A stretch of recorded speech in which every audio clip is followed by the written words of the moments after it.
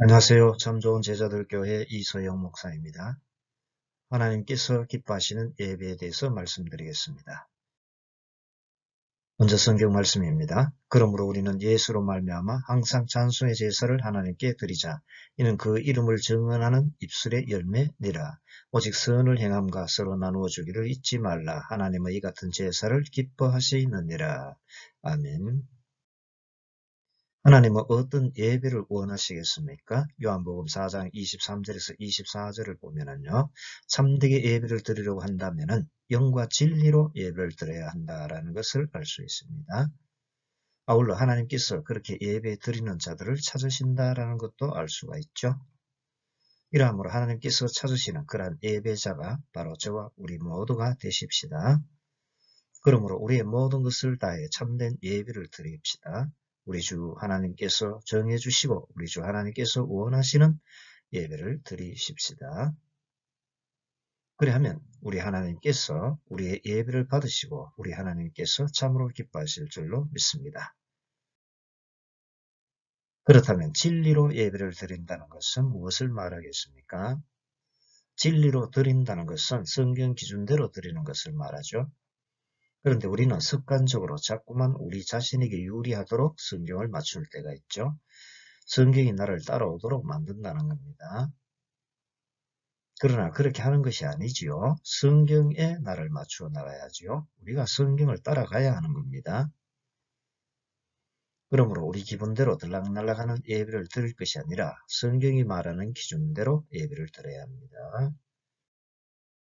어떤 분들은 예배를 드리고 싶으면 드리고요. 그리고 드리고 싶지 않으면 드리지 않습니다. 사람의 감정에 따라 자기 멋대로 드린다는 거죠. 그런 예배는 진리로 드리는 예배가 아니라는 겁니다. 예배는 인간이 정해놓은 기준이 아닙니다. 예배 시간은 하나님께서 정해주시고 하나님께서 그 시간에 나오셔서 예배를 받으시려고 기다리고 계시는 그런 시간입니다. 예배는 그런 시간이죠. 사람이 임의로 약속한 시간이 아니라는 겁니다. 하나님께서 정해주신 시간이죠. 이러함으로 정해놓은 예배 시간을 꼬박꼬박 잘 지키는 것이 진리로 예배를 드리는 겁니다. 우리 성도는 자기 멋대로 사는 사람이 아니죠. 성도는 구원의 선물을 받아서 예수님을 믿고 성령으로 거듭나서 하나님의 자녀가 된 그런 사람이죠. 그러므로 성도라고 한다면 반드시 자기 아버지인 하나님 아버지를 알아야 하고요. 그 아버지께서 정해주신 시간에 예배를 드려야 하는 거죠. 그 예배 가운데 하나님 아버지를 만나 뵈어야 하는 겁니다. 그러므로 예배를 드리는 기준이 우리 자신이 되지 않아야 합니다. 우리 자신이 이만큼 예배를 드리면 되겠다고 임의로 기준을 정해놓고 그것을 지키면 예배를 잘 드렸다고 생각하지 않아야 한다는 겁니다. 예배 시간은 하나님 아버지가 기준이 되어야 하는데요. 하나님께서 주일 성수하라고 하셨죠. 이것은 하나님께서 정해 주신 시간이죠. 그러므로 우리는 그 모든 것을 제쳐놓고 주일 예배를 드려야 하는 겁니다. 그러나 주일날 오전 예배는 예배니까 드리고 오후 예배는 무시해도 된다고 생각하기 쉽죠. 많은 분들이 그렇게 오해하고 있습니다. 그러나 그렇지 않지요. 우리 인간의 입장에서 보면 자기 자신이 정해놓은 시간에 예배를 드리면 자기 기준에서는 잘 지킨 것이 되겠지요. 그러므로 그것으로 매우 만족해 합니다. 그렇지만 하나님의 입장에서 보면 그렇지 않지요. 진리로 예배를 드려야 참된 예배이고 그런 예배를 하나님께서 받으시고 기뻐하십니다. 그런데 오전 예배를 빨리 드리고 오후에는 약속이 있으니까 빨리 가야겠다. 오후에는 좀 쉬어야겠다. 오전 예배만 들어도 충분하지 않아 등등 각자가 정해놓은 기준에 따라 드릴 수가 있죠. 이러한 예배는 온전한 지울성수가 아니지요. 오전 예배든 오후 예배든 하나님께서 세우신 공적인 기관에 의해서 공적으로 정해놓은 예배 시간이라면 모든 예배를 정성껏 드릴 때 주일 예배를 온전히 드린 것입니다. 이렇게 드린 예배를 하나님께서 기쁘게 받아주시고 기뻐하시는 거죠. 반토막 예배는 반토막 신앙인데요. 그러면 반토막 축복과 은혜밖에 받지 못하고요. 사람이 정한 기준은 그렇게 반토막을 내버리는 겁니다. 그렇게 되면 어떻게 되겠습니까? 반토막을 받고 사니까 살아갈 때 당연히 힘이 배나 더 들겠죠. 더 심한 사람은 꼭 교회 가서 예배 드려야 하나 혼자서 잘 드리면 되지라고 생각하죠. 그러나 그렇지 않습니다. 예배는 어디서나 드릴 수가 있습니다. 그런 예배는 삶의 예배죠. 삶 가운데 쉬지 않고 드려야 하는 거죠. 그러나 주일 성수는 다릅니다. 하나님께서 하루를 구별해 놓으셨고 장소도 교회로 구별해 놓으셨습니다. 이것을 지켜야 진리로 예배를 드리게 된다는 겁니다. 이스라엘의 성인 남자라면 1년에 3번씩 의무적으로 예루살렘 성전에 모여야 했는데요. 6월절, 오순절, 장막절에는 세계 각지에 있더라도 가야 했습니다. 걸어서 가든지 형편이 좀 나와서 낙이나 낙타나 말을 이용해서 가든지 멀리 있어도 가야 하는 거죠. 그렇게 하면 며칠씩 잠을 자고 식사하려면 얼마나 많은 시간이 걸리고 얼마나 많은 경비가 들겠습니까? 꼭 그렇게 가서 모여야 합니까? 자기가 살고 있는 나라에서 모여서 예배드리면 되지 않겠습니까? 이렇게 모이는 이유가 있다고 봅니다. 그 가운데 하나는 함께 모일 때 하나님 나라와 백성으로서 정체성을 가질 수 있다는 거죠. 흩어져 살아도 그 정체성을 가지고 살게 되겠죠. 신앙을 잃지 않고 동화되거나 변질되지 않게 해준다는 겁니다. 또한 이렇게 정해진 시간에 정해놓은 장소에 모이라고 한 것은 인간 중심의 삶을 살지 말라는 의미가 있겠죠. 인간 편의주의대로 살면 잘 살 것 같지만 오히려 망치게 되어 있기 때문이죠. 모든 근본은 하나님이신 것을 알게 하고 하나님 말씀이 기준이라는 것을 깨닫고 그렇게 살아가도록 하기 위한 것입니다. 이처럼 원근각처에서 모이도록 한 것은 모든 일의 지혜는 하나님과 하나님 말씀으로부터 나오는 것을 알아서 세상 풍조에 찌든 생각을 내버리고 하나님 중심, 말씀 중심, 성전 중심의 신앙으로 무장하라는 거겠죠. 오늘날 우리도 하나님 중심, 말씀 중심, 교회 중심의 신앙으로 중심이 굳건히 설 때 인간 편에서 보면 어리석어 보이고 잘 안 될 것 같지만 오히려 이렇게 신앙생활 할수록 더 잘 되게 되어 있는 것입니다. 그래 이 길이 올바르고 진리이고 잘 되는 길이라는 것을 인정하게 되겠죠. 주일날 교회에 모이려면 힘든 것은 사실이죠. 그냥 쉬고 싶고 아니면 집이나 직장에서 미루어놓았던 일을 하고 싶은데 굳이 나와야 하니까 힘들겠죠. 중요한 사람과의 만남도 등산이나 운동이나 여행도 상점 문을 열고 영업을 해야 하는 일도 포기해야 하니 교회 오면 손해를 보는 느낌이 많이 듭니다. 실제로 쉬지도 못하고 돈을 벌지도 못하고 사람도 만나지 못하고 친인척들 결혼식 등에도 못 가는 등의 손해가 있을 수 있죠. 거기에다가 헌금까지 해야 합니다. 여러 가지 봉사도 해야 하고요. 인간의 입장에서 보면 주일날이 오히려 더 힘든 날로 보일 수가 있는 것입니다. 그럼에도 불구하고 왜 주일날 교회에 와서 오전과 오후 예배를 모두 드리라고 하였습니까? 그것은 진리로 예배를 드려야 한다는 거죠. 진리로 예배를 드릴 때 진리대로 축복과 은혜를 보상받게 된다라는 겁니다. 진리가 아닌 인간 멋대로의 예배나 신앙으로는 하나님께서 보상해 주시기로 약속하신 축복과 은혜를 반토막도 챙기지 못하기 때문입니다. 또한 하나님과의 신령한 관계도 신앙도 점점 사라지고 약해지기 때문입니다. 주일 성수 잘 안해도 신앙만 좋아지더라 그렇지 않습니다. 주일 성수가 약해질수록 점점 신앙도 약해지는 겁니다. 하나님 만나는 시간이 그만큼 줄어드는데 어떻게 좋은 결과가 올 수 있습니까? 하나님의 말씀을 듣는 시간이 줄어드는데 어떻게 잘 분별하면서 살아갈 수가 있습니까? 주일 성수가 약해질수록 신앙도 모든 약속받은 축복도 은혜도 약해질 수밖에 없습니다. 그러므로 주일 성수의 신앙을 회복하셔서 하나님께서 정해주신 시간과 장소에서 예배를 꼭꼭 드리시기를 바랍니다. 그렇다면 어떤 예배를 드려야 하나님께서 기뻐하시는 예배를 드릴 수 있겠습니까? 인간 중심의 예배는 인간 스스로 만든 기준에 따라 예배를 드리죠. 그러나 하나님은 그런 예배보다 하나님께서 정해주신 예배를 드리는 것을 원하시죠. 자기 자신이 정한 대로 드리고 자기 기분대로 드리는 예배를 원하시지 않으시는 겁니다. 진리 가운데 드려야 하는 겁니다. 그렇다면 진리인 성경 말씀에서는 무엇을 말합니까? 오늘 본문 가운데 나오는 15절 상반절입니다. 그러므로 우리는 예수로 말미암아 항상 찬송의 제사를 하나님께 드리자. 어떤 예배를 드리라고 하였습니까? 찬송의 예배를 드리라고 하고 있습니다. 이스라엘 백성이 출애굽하여 홍해 바다를 건넌 다음에 한 일이 무엇이죠? 출애굽기 14장 28절에서 30절 물이 다시 흘러 병거들과 기병들을 덮되 그들의 뒤를 따라 바다에 들어간 바로의 군대를 다 덮으니 하나도 남지 아니하였더라. 그러나 이스라엘 자손은 바다 가운데를 육지로 행하였고 물이 좌우에 벽이 되었더라. 그날에 여호와께서 이같이 이스라엘을 애굽 사람의 손에서 구원하시매 이스라엘의 바닷가에서 애굽 사람들이 죽어 있는 것을 보았더라. 이런 구원을 받은 그 다음에 무엇을 하였죠? 크신 하나님의 구원에 대해 찬송이 저절로 흘러나왔습니다. 출애굽기 15장을 보면 모세와 온 백성들이 하나님께 노래하며 찬송한 것이 나오는데요. 1절부터 18절까지가 있는데 이 가운데 5절까지 보겠습니다. 이때에 모세와 아론 자손이 이 노래로 여호와께 노래하니 일러스되 내가 여호와를 찬송하리니 그는 높고 영화로우시며 말과 그 탄자를 바다에 던지셨음이로다. 여호와는 나의 힘이요 노래시며 나의 구원이시로다. 그는 나의 하나님이시니 내가 그를 찬송할 것이요 내 아버지 하나님이시니 내가 그를 높이리로다. 여호와는 용사시니 여호와는 그의 이름이시로다. 그가 바로의 병거와 그의 군대를 바다에 던지시니 최고의 지휘관들이 홍해에 잠겼고 깊은 물이 그들을 덮으니 그들이 돌처럼 기쁨 속에 가라앉았도다. 우리 역시 죄악된 세상의 포로에서 벗어나 출애굽받았죠. 구원을 선물로 받아서 멸망의 바다인 홍해 바다를 건넜습니다. 그렇다면 우리의 입술에는 무슨 말이 나오고 있습니까? 하나님을 향해 어떤 말을 하고 있습니까? 과연 이 구원의 노래가 저절로 나옵니까? 하나님께서는 자신의 아들을 희생시키면서까지 우리를 힘써 구원해 주셨는데요.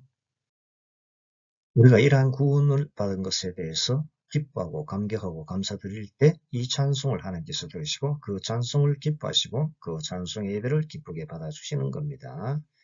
우리는 이 땅에 사는 동안에는 아직도 구원을 받은 실감이 덜 날 수 있겠지요. 그러나 부패하고 변질된 세상에서 벗어나서 새하늘과 새 땅에 들어가면 완전히 실감할 것입니다. 그러면 그때 무슨 말을 하겠습니까? 구원이 얼마나 크고 값진지를 너무도 잘 알기에 주 하나님께 온 마음과 정성을 다해 찬송을 올려드리겠지요. 요한계시록을 보면 원수마귀와 세상을 심판하신 장면 이외에 자주 등장하는 것이 찬송인데요. 4장을 보면 하늘에 예배를 드리고 있는 것을 볼 수가 있습니다. 9절에서 11절입니다. 그 생물들이 보호자에 앉아서 세세토록 살아계시는 이에게 영광과 존귀와 감사를 돌릴 때에 24장로들이 보호자에 앉으신 이 앞에 엎드려 세세토록 살아계신 이에게 경배하고 자기의 관을 보호자 앞에 드리며 이르되 우리 주 하나님이여 영광과 존귀와 권능을 받으시는 것이 합당하오니 주께서 만물을 지으신지라 만물이 주의 뜻대로 있었고 또 지으심을 받았나이다 하더라. 이어서 나오는 5장도 마찬가지인데요. 9절부터 14절까지입니다. 그들이 새 노래를 불러 이르되 두루마리를 가지시고 그 인봉을 떼시기에 합당하시도다. 일찍이 죽음을 당하사 각 족속과 방언과 백성과 나라 가운데서 사람들을 피로 사서 하나님께 드리시고 그들로 우리 하나님 앞에서 나라와 제사장들을 삼으셨으니 그들이 땅에서 왕노릇하리로다 하더라. 내가 또 보고 들으며 보호자와 생물들과 장로들을 둘러싼 많은 천사의 음성이 있으니 그 수가 만만하여 천천내라 큰 음성으로 이르되 죽임을 당하신 어린 양은 능력과 부와 지혜와 힘과 존귀와 영광과 찬송을 받으시기에 합동하도다 하더라. 내가 또 들으니 하늘 위에와 땅 위에와 땅 아래와 바다 위에와 또 그 가운데 모든 피조물이 이르되 보호자에 앉으신 이와 어린 양에게 찬송과 존귀와 영광과 권능을 세세토록 돌릴지어다 하니 내 생물이 이르되 아멘 하고 장로들 엎드려 경배하더라. 이런 것이 하나님께서 기쁘시게 받으시는 찬송의 예배이죠. 그날에 오면 우리는 그러한 예배를 드리게 되어 있습니다. 그러나 그날이 아니라 지금 여기서도 그러한 찬송의 예배를 드려야 하는 거죠. 예수님의 피로 죄 용서받고 구속받아 구원을 받은 것에 대해 감사드리고 찬송해야 합니다. 주 예수님의 공로를 찬송하고 구속받은 것에 대해 감사드려야 하는 거죠. 좋은 악기와 목소리와 음향시설을 갖출수록 좋은데요. 그러나 그것만이 전부가 아니죠. 본질은 구속의 은혜에 대한 감사와 찬송이 묻어나와야 하는 겁니다.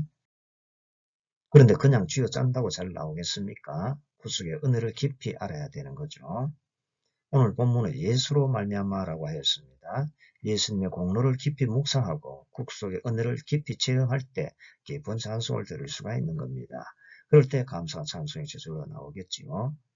그러므로 예수님으로 말미암아 구원받은 것에 대해서 깊이 묵상하셔서 하나님께서 기쁘시게 받으시는 찬송을 들으시길 바랍니다. 그리고 어떤 예배를 더 드려야 하겠습니까? 이웃에게도 흘러가는 예배를 드려야죠. 하나님만 찬송하고 끝나면 반주 예배가 되기 때문입니다. 그러므로 교회에서 하나님께 찬송 드리고 교회 문을 나서면서 예배를 잘 드렸다라고 끝내지 않아야 한다는 거죠. 예배를 드리고 나가서 이웃을 향해서도 봉사할 때 예배는 완성이 되기 때문입니다. 하나님께 찬송 드릴 때 하나님께 대한 깊은 감사는 이웃에 대한 섬김으로 나타나는데요. 나 같은 죄인을 구원해 주신 것을 생각할 때 하나님께 감사 찬송을 드리게 되고요. 이웃에 대해서도 감사하게 여기고 베풀어 주려고 하는 겁니다. 이렇게 이웃에게도 흘러가야 제대로 된 예배입니다. 그러한 예배를 하나님께서 기뻐하신다는 거죠. 오늘 본문 16절은 말합니다. 오직 선을 행함과 서로 나누어 주기를 잊지 말라. 하나님이 이 같은 제사를 기뻐하시느니라. 예수님으로 말미암아 찬송의 예배를 드리는 것도 기뻐하시지만 이웃에게 선을 행하고 서로 나누어주는 산 예배도 기뻐하신다는 거죠. 엣지의 원어문장은 에필란다노마이라고 하는데 에피와 란다노에서 유래하였습니다. 가까이에 눈에 띄지 않는다는 말은 있다, 등한시하다, 무관심하다라는 그런 의미죠. 그렇다면 어떻게 해야 이렇게 이웃에게 선을 행하고 서로 나눠줄 수 있겠습니까? 앞뒤 문맥에서 제시된 것을 보겠습니다. 앞문맥 1절에서 5절까지는 형제 사랑을 계수하고 손님 대접하기를 잊지 말고 갇힌 자를 생각하고 학대받는 자를 생각하라고 했습니다.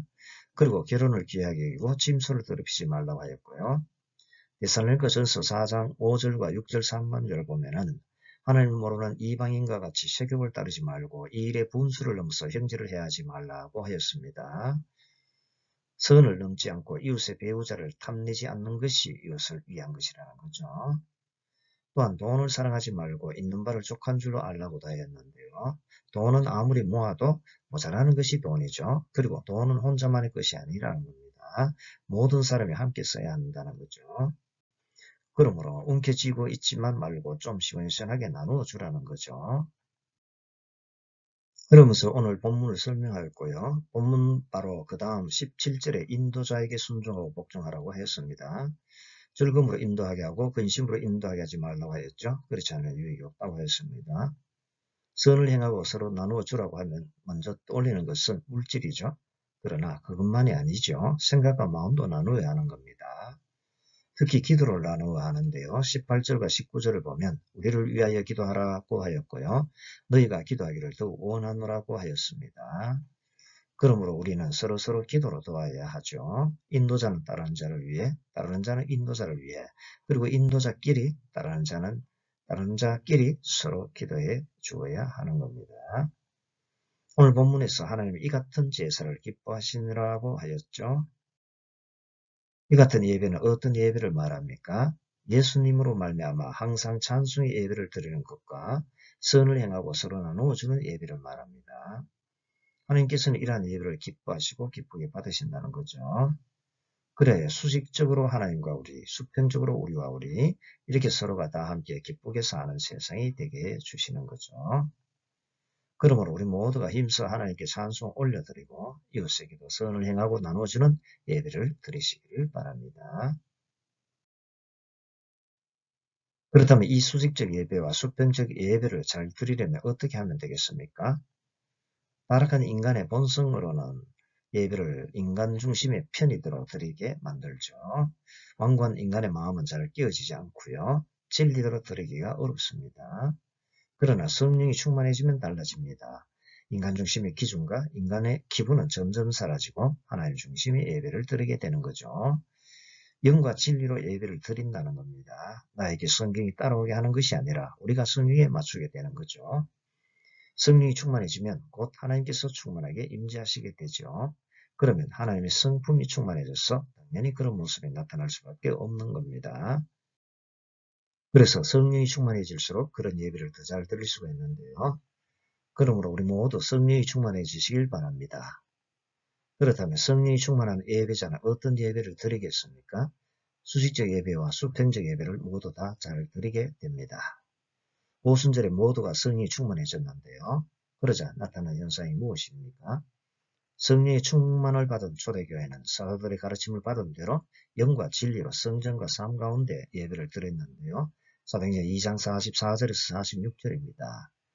있는 사람이 다 함께 있어 모든 물건을 서로 통려하고 또 재산과 소유를 팔아 각 사람의 필요를 따라 나눠주며 날마다 마음을 같이하여 성전에 모이기를 힘쓰고 집에서 떡을 떼며 기쁨과 순전한 마음으로 음식을 먹고 성전에서 예배를 드리는 일에도 힘쓰고 이웃에게 선행을 베풀고 나눠주는 데도 힘쓴 것을 볼 수가 있습니다. 이러한 예배를 하나님께서 원하시고 기쁘게 받으시는데요. 그 결과 어떻게 되었습니까? 사도행전 2장 47절을 보면 하나님을 찬미하며 또 온 백성이 칭송을 받으니 주께서 구원받는 사람을 날마다 더하게 하시니라고 하였습니다. 성령이 충만해지면 하나님을 찬송하게 되어 있고요. 이웃에게도 칭송받게 되어 있습니다. 그래서 믿는 자의 수를 날마다 더해 주신 거죠. 다시 말해 하나님께 수식적 예배도 잘 드렸지만 이웃에게 수평적 예배도 잘 드렸다는 거죠. 이제 말씀을 마칩니다. 초대교회가 성령이 충만해지자 하나님의 성품이 나타나셨는데요. 아들도 아끼지 않으시고 주셨고 아들과 함께 그 모든 것도 다 주시는 하나님의 성품이 나타나신 겁니다. 그러므로 성령으로 충만해져서 정해진 시간과 장소에서 예배를 드리게 되시길 바라고요. 그리고 하나님께는 찬송을 드리고 이웃에게는 선을 행하고 나눠주셔서 칭송받는 여러분이 되시기를 바랍니다. 그리하셔서 하나님께서 기뻐하시고 하나님께서 기쁘시게 받으시는 예배를 드리게 되시기를 바랍니다.